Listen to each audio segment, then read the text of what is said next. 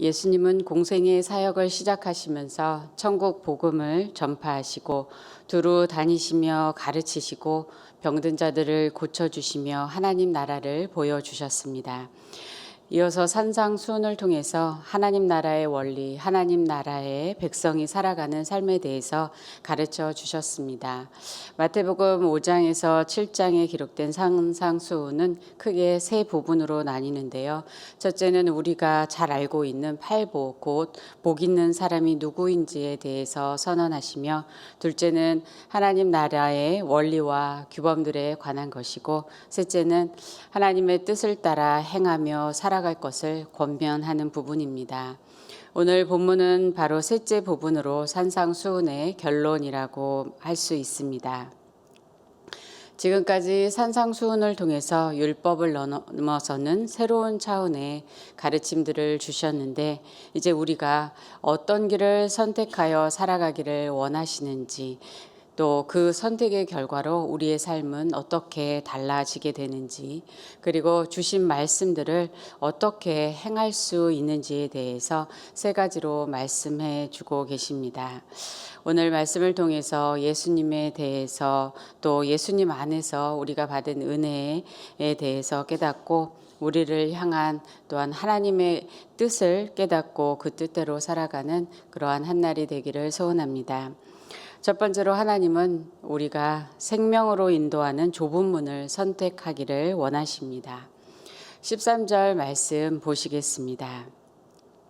좁은 문으로 들어가라. 멸망으로 인도하는 문은 크고 그 길이 넓어 그리로 들어가는 자가 많고, 생명으로 인도하는 문은 좁고 길이 협착하여 찾는 자가 적음이라. 예수님은 좁은 문과 넓은 문, 좁은 길과 넓은 길에 대해서 비교하시면서 좁은 문을 선택하여 들어가라고 말씀합니다. 좁은 문은 생명으로 인도하고 또 넓은 문은 멸망으로 인도하기 때문입니다. 그런데 그럼에도 불구하고 크고 넓은 길을 따라 멸망으로 들어가는 사람들은 많고, 좁고 협착한 길을 찾는 사람들은 적습니다. 왜 그럴까요? 넓은 문은 보기에 좋고 넓은 길은 가기에 편하고 쉽기 때문입니다. 많은 사람들은 어떤 선택을 할 때 그것이 보기에 좋은지 나쁜지, 또 쉬운지 어려운지를 매우 중요한 선택의 기준으로 여깁니다. 여러분은 어떠신가요? 우리가 일부러 힘들어 보이고 또 어려운 길을 선택하는 것은 쉽지가 않습니다. 하지만 그 선택의 결과가 어떠한지를 안다면 우리는 다시 생각해 보게 될 것입니다. 길을 걷는 것은 목적지를 향해서 가는 것입니다. 지금 걷고 있는 길이 얼마나 좁고 편한지, 또 얼마나 어떤 아름다운 풍경이 보이는지도 중요한 요소가 되겠지만, 결국 도착하게 될 목적지가 어떤 곳인지를 알고 가는 것이 인생의 지혜입니다. 그런데도 멸망으로 가는 넓은 문을 선택하는 이유 중에 하나는 또한 많은 사람들이 선택함으로 그 길이 맞을 거라는 생각을 하기 때문입니다. 우리는 하나님 나라의 백성으로서 이미 하나님 나라 안에 살고 있지만 동시에 이 세상에서 살아가고 있습니다. 그러므로 세상의 영향을 참 많이 받게 됩니다. 하나님은 우리에게 너희는 이 세상을 본받지 말라라고 말씀하셨지만, 우리는 그리스도인으로서 세상 사람들을 바라보면서 다들 쉽게 사는 것 같은데, 하나님 말씀을 따라서 나는 힘들게 사는 것 같고, 또 그래서 그 길이 맞는지 의심이 들기도 합니다. 하지만 잠언 14장 12절 말씀에 어떤 길은 사람이 보기에 바르나 필경은 사망의 길이니라 라고 말씀합니다. 그러므로 우리는 오늘 예수님께서 좁은 문으로 들어가라고 권하시는 그 의미를 다시 생각해 보기 원합니다. 그것은 단지 좀 더 편하고 쉬운 길이냐 아니냐의 선택이 아니라 생명으로 가느냐 사망으로 가느냐의 선택이라는 것입니다. 그러면 여기서 좁은 문은 어떤 문을 뜻하는지 함께 생각해 보기 원합니다. 영생으로 인도하는 좁은 문이란 첫째로 예수님을 믿는 믿음입니다. 곧 예수 그리스도이십니다. 양의 문이신 예수님을 구세주로 주인으로 받아들이는 것입니다. 하지만 예수님을 주인으로 모시고 순종하는 것이 쉽지 않습니다. 자신이 주인이 되어서 자기 마음대로 살아가는 것이 더 쉽습니다. 그래서 많은 사람들이 예수님의 복음을 듣고도 예수님을 받아들이지 않고 거절합니다. 자신이 주인의 자리에서 내려오기를 거부합니다. 또 우리가 예수님을 나의 구주라고 영접을 하고 나서도 예수님을 주인의 자리에 모시고 그 말씀대로 순종하며 살아가기가 어렵습니다. 또한 어떤 사람들은 자기가 보기에 좋은 구원의 길이라고 생각하는 것을 선택하고 또 거짓 우상들을 숭배하면서까지 예수님을 거역하는 것입니다. 하지만 예수님은 사람들에게 천국이 가까웠으니 회개하라고 선포하셨습니다. 회개는 지금까지 자기가 지은 모든 죄를 회개할 뿐만 아니라 자신의 마음과 삶을 돌이켜 그 안에 예수님을 주인으로 모시는 것입니다. 그리고 주인 되신 예수님께 순종하는 삶을 살아가는 것입니다. 그것이 회개에 합당한 열매를 맺는 것입니다. 그러므로 좁은 문의 의미는 둘째로 예수님을 믿을 뿐만 아니라 예수님의 말씀에 순종하는 삶을 말합니다. 자신의 뜻과 생각이 그 뜻대로 사는 것이 아니라 말씀을 따라 행하는 삶입니다. 바로 예수님이 가신 길을 따라가는 삶입니다. 제자의 길을 가는 것입니다. 그런데 그 길에는 고난이 있습니다. 그래서 좁은 길입니다. 마태복음 16장 24절에 이에 예수께서 제자들에게 이르시되 누구든지 나를 따라오려거든 자기를 부인하고 자기 십자가를 지고 나를 따를 것이니라 라고 말씀하셨습니다. 사도 바울도 또한 그리스도를 위하여 너희에게 은혜를 주신 것은 다만 그를 믿을 뿐만 아니라 또한 그를 위하여 고난을도 받게 하려 하심이라고 하였습니다. 하나님 나라의 왕으로 오신 예수님, 메시아이신 예수님은 산상수훈을 듣는 사람들에게 이러한 좁은 문, 좁은 길로 초대하고 계신 것입니다. 당시 사람들은 왕의 길은 대로 곧 넓은 길이라고 생각했고 그들이 기다리는 구원자 메시아는 황금 문을 통해서 영광의 빛을 비추고 오실 것이라고 생각하였습니다. 반면에 예수님은 좁은 문, 좁은 길로 가라고 말씀하시니 이해하기도 또 받아들이기도 힘들었을 것입니다. 그런데 메시아 예수님은 그들을 구원하기 위해서, 우리를 구원하기 위해서 좁은 길, 고난의 길, 십자가의 길을 먼저 가셨습니다. 바로 십자가의 길이 율법의 모든 요구를 충족시키며 율법을 완성하는 길이기 때문입니다. 로마서 8장 3, 4절 말씀에 율법이 육신으로 말미암아 연약하여 할 수 없는 그것을 하나님은 하시나니 곧 죄로 말미암아 자기 아들을 죄 있는 육신의 모양으로 보내어 육신의 죄를 정하사 육신을 따르지 않고 그 영을 따라 행하는 우리에게 율법의 요구가 이루어지게 하려 하심이라라고 합니다. 예수님의 대속하신 죽으심으로 우리를 죄와 사망의 법에서 해방시켜 주셨고 또 우리 안에 성령을 주심으로 이제 성령을 따라서 행할 수 있게 되었습니다. 그리하여 육신을 따라서는 행할 수 없는 것들을 성령을 따라 행함으로 말씀대로 우리는 살아갈 수 있게 된 것입니다. 이러한 좁은 문으로 들어가 좁은 길을 가는 하나님 나라 백성에게 주시는 축복은 바로 생명입니다. 예수님 안에서 풍성한 생명을 누리는 축복입니다. 이 땅에서도 누리고 또한 영원히 누릴 생명입니다. 그리고 하나님 나라 안에 속한 모든 축복을 주셨습니다.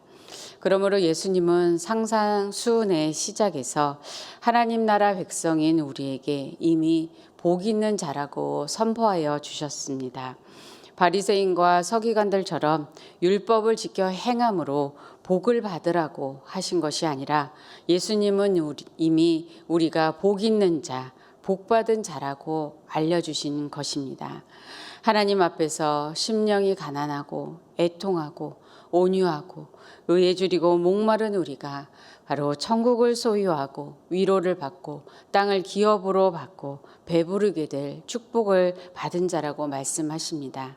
또한 사람들과의 관계에서 긍휼히 여기고 마음이 청결하고 화평하게 하고 의를 위하여 박해를 받는 자가 긍휼히 여김을 받고 하나님을 보고 하나님의 아들이라 일컬음을 받고 천국을 소유한 복받은 자라고 말씀하십니다.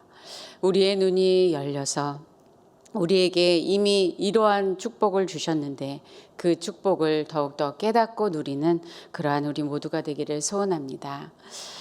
때로 말씀대로 살아가는 것이 손해보는 것 같고 어리석은 것 같을 때가 있습니다. 상대방은 변하지도 않고 또 상황도 변하지 않는데 나만 말씀에 순종하며 좁은 길을 가는 것이 억울하게 느껴질 때도 있습니다. 좁은 길은 말씀대로 협착한 길, 힘든 길입니다. 하지만 우리 함께 우리를 위해서 십자가 길을 가신 예수님을 바라보며 그 길을 따라가기를 원합니다. 세상 사람들에게는 그 길이 어리석고 미련한 것처럼 보이지만 십자가는 생명의 길이기 때문입니다. 십자가를 통해서 우리를 살리신 예수님은 우리를 복 있는 자라고 말씀해 주시며 또한 말씀에 순종하는 우리에게 더욱더 풍성한 축복을 약속해 주셨습니다. 예수님은 누가복음 13장 24절에서도 좁은 문으로 들어가기를 힘쓰라고 하셨습니다. 이제 많은 사람들이 선택하는 넓은 문, 넓은 길이 아니라 우리를 구원하신 주님, 우리의 삶의 주인 되시는 주님과 함께 좁은 문으로 들어가기를 원합니다. 그런데 그 주님께 순종하면서 그 길을 갈 때에 마태복음 11장 30절처럼 그 멍에가 쉽고 그 짐은 가벼워질 수 있는 놀라운 은혜가 그 길 가운데 있습니다. 우리 인생의 주인 되신 예수님께 모든 것을 맡기고 갈 때 쉼을 얻게 되기 때문입니다. 우리 함께 주님을 따라 생명의 길로 가면서 풍성한 은혜와 축복을 더욱더 누리기를 소원합니다. 두 번째로 하나님은 우리가 좋은 열매를 맺는 좋은 나무를 선택하기를 원하십니다. 15절부터 20절까지 말씀에서 예수님은 거짓 선지자들을 삼가라고 하시면서 그들의 열매로 그들을 알지라고 말씀해 주십니다. 먼저 열매는 나무의 종류에 따라서 달라집니다. 16절 말씀을 보시면 그들의 열매로 그들을 알지니 가시나무에서 포도를 또는 엉겅퀴에서 무화과를 따겠느냐라고 하십니다. 가시나무에서는 가시가, 엉겅퀴에서는 엉겅퀴가 나올 뿐이지 포도와 무화과를 맺을 수 없는 것입니다. 그러므로 어떤 종류의 나무인가가 열매를 결정하는 중요한 요인이 됩니다. 또한 열매는 나무의 질에 따라서 달라집니다. 17, 18절 말씀을 보시면 이와 같이 좋은 나무마다 아름다운 열매를 맺고 못된 나무가 나쁜 열매를 맺나니 좋은 나무가 나쁜 열매를 맺을 수 없고 못된 나무가 아름다운 열매를 맺을 수 없느니라. 아름다운 열매는 좋은 나무에서 맺혀지는 것입니다. 열매는 곧 나무가 어떤 종류이며 어떤 상태인지 나무의 정체성을 보여줍니다. 그러므로 좋은 열매를 맺기 위해서는 좋은 나무에 속해야 합니다. 멸망으로 인도하는 거짓 선지자들은 양의 옷을 입고 노략질하는 이리처럼 겉과 속이 다른 자들입니다. 예수님은 율법의 행위를 하되 속으로는 악으로 가득한 바리새인들을 향해 회칠한 무덤이라고 말씀하셨습니다. 또한 그들을 향해 독사의 자식들이라고 말씀하셨습니다. 그러면 여기서 좋은 열매란 무엇일까요? 예수 그리스도를 닮아가는 성품과 지혜이며 또한 성령의 열매입니다. 우리는 이러한 좋은 열매를 맺기를 참으로 원합니다. 그렇다면 좋은 열매를 맺는 길은 무엇일까요? 바로 말씀 그대로 좋은 나무에 붙어 있어야 합니다. 또는 우리가 나무라면 우리의 뿌리가 어떤 상태이며 어디와 연결되어 있는지 살펴보아야 합니다. 골로새서 2장 6, 7절 말씀에 그러므로 너희가 그리스도 예수를 주로 받았으니 그 안에서 행하되 그 안에 뿌리를 박으며라고 말씀합니다. 바로 예수님 안에 뿌리를 깊이 내리는 것입니다. 이는 예레미야 17장에 물가에 심겨진 나무, 또한 시편 1편에 시냇가에 심은 나무가 되어 하나님이 주시는 축복을 누리는 것입니다. 이처럼 예수님은 산상수훈을 듣는 모든 사람들에게 좋은 열매를 맺도록 그 뿌리가 강변에 있어서 두려움도 걱정도 없이 결실을 맺는 삶을 살아가도록 예수님 안으로 초대하시는 것입니다. 그리고 우리의 힘으로 할 수 없는 것들을 예수님 안에서 예수님으로 말미암아 할 수 있게 하시는 은혜와 능력을 주시는 것입니다. 곧 예수님께서 우리 안에서 행하시는 것입니다. 우리를 통해서 행하시는 것입니다. C.S. 루이스는 순전한 기독교에서 이렇게 표현합니다. 그리스도인은 선해지려고 애쓰는 다른 이들과는 입장이 다르다. 그리스도인은 자신의 모든 선행이 내면에 주어진 그리스도의 생명에서 비롯된다고 본다. 우리가 선해서 하나님이 사랑하시는 것이 아니라 그분이 우리를 사랑하시기에 선하게 변화시켜 주신다라고 합니다. 그래서 우리가 산상수훈의 말씀대로 사랑할 수 있게 되어지고 섬길 수 있게 되어지는 것입니다. 그러면서 그는 다음을 덧붙입니다. 그리스도인은 완전 무결한 사람이 아니라 넘어질 때마다 능력을 받아 회개하고 일어나 다시 시작하는 사람이다. 이 말이 참 위로가 됩니다. 우리가 완전 무결한 완벽한 사람이 아니고 때로는 넘어질 수도 있지만 그때마다 능력을 받고 회개하고 또 다시 시작할 수 있다는 것입니다. 예수님 안에서 우리는 언제나 다시 시작할 수 있습니다. 자신의 생명을 내어주기까지 우리를 사랑하신 예수님이 우리를 포기하지 않으시기 때문입니다.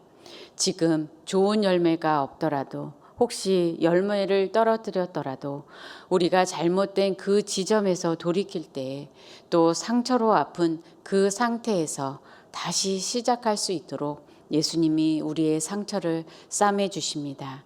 우리에게 힘을 불어넣어 주십니다. 우리를 다시 일으켜 주시고 붙잡아 주십니다. 또한 예수님으로 말미암아서 우리는 다시 사랑할 수 있고 더욱 사랑할 수 있게 됩니다. 우리가 받은 사랑을 더욱더 깨닫게 해주시고 또 성령 안에서 주님의 사랑을 우리에게 부어주시기 때문입니다. 얼마 전에 저도 힘든 관계에 있는 어떤 사람으로 인해서 기도하는데 주님께서 오히려 긍휼히 여기는 마음을 주시는 것입니다. 그 마음으로 상대방을 바라보니 조금씩 이해도 되고 또 오히려 하나님께서 그 사람의 마음에 하나님의 사랑을 부어주셔서 그 마음이 회복되기를 또 위에서 기도하게 되는 것을 경험하였습니다. 사실 처음 기도를 시작할 때에는 하나님께 힘든 걸 토로하고 싶었고 또 사랑하고 싶지 않아서 기도를 시작하였는데요. 하나님이 저의 마음을 바꿔주신 것입니다. 산상수훈에서 원수를 사랑하라는 말씀, 또 용서하라는 말씀, 또 남을 먼저 섬기라는 그 말씀은 우리로서는 하기 어렵지만 예수님을 통해서는 할 수 있게 되는 그러한 놀라운 말씀입니다. 예수님은 죄인이었던 우리를 먼저 사랑하셨습니다. 그리고 우리에게 내가 너희를 사랑한 것 같이 너희도 서로 사랑하라는 새 계명을 주신 것입니다. 그러므로 우리의 뜻과 감정을 내려놓고 마음을 열고 진심으로 그러하기로 주님께 순종한다면 그렇게 되어질 수 있는 은혜를 주님이 주십니다. 그것을 통해서 우리는 더욱더 성장하게 되는 은혜를 경험하게 됩니다. 다른 사람이 아니라 바로 우리를 변화시켜 주심으로 좋은 열매를 맺게 하시는 은혜입니다. 그러한 은혜를 경험할수록 우리는 그것이 축복이라는 것을 깨닫게 되고 또 참으로 감사하게 됩니다. 그러므로 우리는 좋은 열매를 맺게 되는 길, 예수님을 닮아가는 길을 선택해야 합니다. 19절 말씀을 보시면 아름다운 열매를 맺지 아니하는 나무마다 찍혀 불에 던져지느니라고 말씀합니다.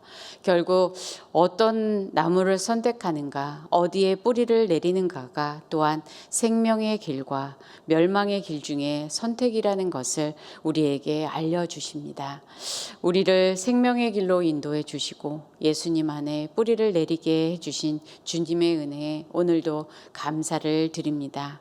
또한 계속해서 더욱더 좋은 열매를 풍성하게 맺어가도록 인도하시는 주님의 축복에 감사를 드리기 원합니다. 세 번째로 하나님은 우리가 말씀을 행함으로 반석 위에 세운 집이 되기를 원하십니다. 21절 말씀 보시겠습니다. 나더러 주여 주여 하는 자마다 다 천국에 들어갈 것이 아니요 다만 하늘에 계신 내 아버지의 뜻대로 행하는 자라야 들어가리라. 산상수훈의 말씀을 전하신 예수님은 말로만 주여라고 하는 자마다 천국에 들어가는 것이 아니라고 경고하십니다. 22, 23절에 의하면 그들이 비록 주의 이름으로 선지자 노릇을 하고 많은 권능을 행하여도 예수님은 그들을 알지 못하며 불법을 행하는 자들로 최후에 심판하실 것입니다. 그러면서 말씀을 듣고 행하는 자와 행하지 않는 자를 비교하며 그 결과에 대해서도 가르쳐 주십니다. 우리가 잘 알고 있는 말씀인데요. 24, 26절 말씀을 보면 그러므로 누구든지 나의 이 말을 듣고 행하는 자는 그 집을 반석 위에 지은 지혜로운 사람 같으리니 비가 내리고 창수가 나고 바람이 불어 그 집에 부딪히되 무너지지 아니하나니 이는 주추를 반석 위에 놓은 까닭이요 나의 이 말을 듣고 행하지 아니하는 자는 그 집을 모래 위에 지은 어리석은 사람 같으리니라고 합니다. 말씀을 행하는지의 여부는 집의 주추 곧 그 파운데이션을 어디 위에 세우냐의 문제입니다. 집이 얼마나 견고한지는 겉모습으로 또 평소에는 알지 못하지만 폭풍우가 불 때에 결정적으로 그 문제가 나타납니다. 이 폭풍우는 이 땅에서의 시련일 수도 있고 또한 최후의 심판을 상징하기도 합니다. 어떠한 시련이 닥칠 때에 말씀에 순종해온 믿음의 사람은 말씀 안에서 견고하지만 말씀을 듣기만 하고 행하지 않았던 사람들은 심하게 흔들리고 넘어지는 것입니다. 이것은 행함이 없는 사람들이 구원받지 못한다는 말씀이 아니라 믿음이 행함과 삶으로 나타나는 것이 진정한 믿음이라는 말씀입니다. 요즘 우리는 폭풍우가 오랫동안 부는 상황 속에서 정말 우리의 믿음의 상태가 어떠하고 신앙의 기초가 어디에 있는지를 참으로 알게 되는 것 같습니다. 마지막 때에 가서야 알게 되는 것이 아니라 비록 힘든 환경이지만 지금 그것을 깨닫게 되는 것이 어쩌면 은혜라는 생각을 해보게 됩니다. 예수님은 우리가 말씀을 듣고 행함으로 하나님 뜻에 온전히 순종함으로 반석 위에 세운 집과 같은 사람이 되기를 원하십니다. 그리고 예수님은 먼저 하나님 아버지께 죽기까지 순종하시며 아버지의 뜻을 다 이루심으로 아버지를 영화롭게 하시는 순종의 본을 보여주셨습니다. 그러한 예수님은 우리에게 반석이 되어 주셨습니다. C.S. 루이스는 세상에 세 부류의 인간이 있다고 말합니다. 첫째는 자기만을 위해 제멋대로 사는 사람입니다. 또 둘째는 하나님의 뜻, 또 도덕적인 명령, 사회의 선을 일부 인정하는 사람들입니다. 셋째는 사도 바울처럼 내게 사는 것이 그리스도니라고 고백하는 사람들입니다. 자아의 권리를 아예 온전히 버림으로써 하나님의 뜻과 상반되는 일을 버리고 하나님의 뜻이 자신의 뜻이 된 사람들이라는 것입니다. 여러분은 어떤 사람에 속하십니까? 저는 이것을 보면서 셋째 부류의 사람들처럼 살고 싶지만 아직 완전히 죽지 못한 그리스도인인 것 같습니다. 그래서 말씀에 순종하기를 원하면서도 때로는 마음이 힘든 그러한 것을 경험하게 됩니다. 하지만 오늘도 하나님의 말씀 앞에서 순종하고자 하는 그 마음을 드리기를 원합니다. 예수님은 산상수훈의 마지막 이 말씀을 통해서도 반석 대신 예수님을 믿는 믿음의 길, 예수님을 따라 하나님의 뜻을 행하는 순종의 길, 그리고 하여서 하나님께 영광 돌리는 길로 우리를 초대하고 계신 것입니다. 오늘 마지막 28, 29절을 보면 무리들이 그 예수님의 가르침에 놀랐다라고 말씀합니다. 이는 그 가르치시는 것이 권위 있는 자와 같고 그들의 서기관들과 같지 아니하다라고 말씀합니다. 바로 예수님께서 하나님을 다스리시는 그 왕으로서 그 권위로서 말씀하시기 때문에 그 권위가 다르게 느껴지는 것입니다. 또한 이 산상수훈의 말씀을 그 가르치신 그 분께서 이 말씀대로 행하실 수 있는 분이시기 때문입니다. 서기관들과 바리새인들처럼 자기도 할 수 없는 그 율법을 가르치면서 또 자신은 그것을 모두 다 행하는 것처럼 그렇게 외식적으로 행하는 것이 아니라 이 말씀을 주시고 그 말씀대로 행하시고 또 그 십자가에서 율법의 요약이라고 말할 수 있는 하나님 사랑과 이웃 사랑을 완성하신 그 주님께서 이 말씀을 주시기 때문입니다. 그러므로 우리는 이 산상수훈의 말씀을 통해서 그 말씀을 하시는 그 예수님을 바라보기를 원합니다. 우리는 좁은 문이 되시고 좋은 나무가 되시고 반석이 되신 예수 그리스도를 믿음으로 말미암아 이미 복된 자가 되었습니다. 예수님은 우리가 그러한 복된 자로서 세상을 본받아서 넓고 쉬운 길로 가는 것을 원하지 않으시며 또 율법적인 행위만 하여서 겉과 속이 다른 그러한 바리새인과 같은 그리스도인이 되기도 원하지 않으십니다. 우리가 말씀에 순종함으로 하나님의 뜻을 이루는 삶을 살아가기 원하시며 그렇게 살아갈 수 있도록 우리에게 은혜를 주십니다. 산상수훈의 말씀 가운데는 바로 예수님의 그 십자가의 은혜가 담겨져 있습니다. 그런데 그 길은 좁은 길이라는 것입니다. 하지만 십자가에서 하나님의 뜻을 이루시고 율법을 완성하신 예수님께서 오늘도 우리와 함께 하시며 우리를 영원한 생명의 길로 인도하십니다. 그리고 좋은 열매를 맺고 폭풍 후에도 흔들리지 않는 믿음의 사람이 되도록 우리를 축복해 주십니다. 그러한 주님께 감사를 올려드리며 오늘도 그리고 계속해서 주님과 함께 승리하는 저와 여러분이 되기를 주님의 이름으로 축원합니다. 기도하겠습니다. 사랑의 주님, 오늘 말씀을 통하여서 우리에게 베푸신 은혜와 우리를 향한 하나님의 뜻을 알게 하여 주시니 감사합니다. 주님께서 좁은 길, 십자가의 길을 가시어 우리를 구원하여 주시고 우리에게 영원한 생명과 하나님 나라에 속한 모든 축복을 누리게 하심에 감사합니다. 그 주님께서 우리도 주님을 따르는 좁은 길로 부르셨습니다. 우리가 그 부르심에 순종하며 나아가기를 원합니다. 우리의 마음과 의지와 삶을 올려드리오니 주님께서 우리 안에서 역사하여 주시옵소서.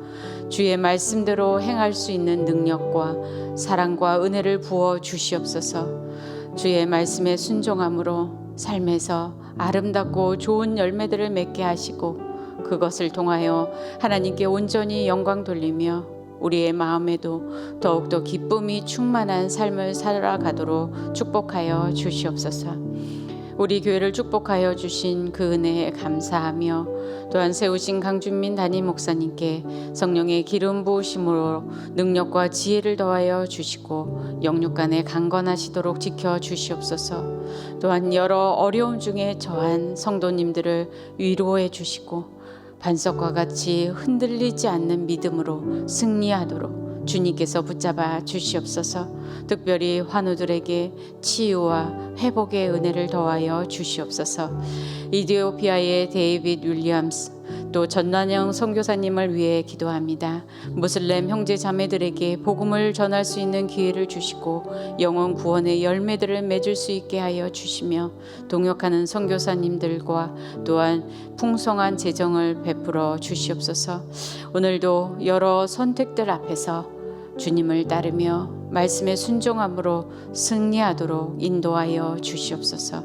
우리에게 주신 모든 은혜와 축복에 감사를 드리며 예수님의 이름으로 기도드립니다. 아멘. 하늘에 계신 우리 아버지여, 이름이 거룩히 여김을 받으시오며 나라의 임하옵시며 뜻이 하늘에서 이룬 것 같이 땅에서도 이루어지이다. 오늘날 우리에게 일용할 양식을 주옵시고 우리가 우리에게 죄 지은 자를 사하여 준 것 같이 우리의 죄를 사하여 주옵시고 우리를 시험에 들게 하지 마옵시고 다만 악에서 구하옵소서. 대개 나라와 권세와 영광이 아버지께 영원히 있사옵나이다. 아멘.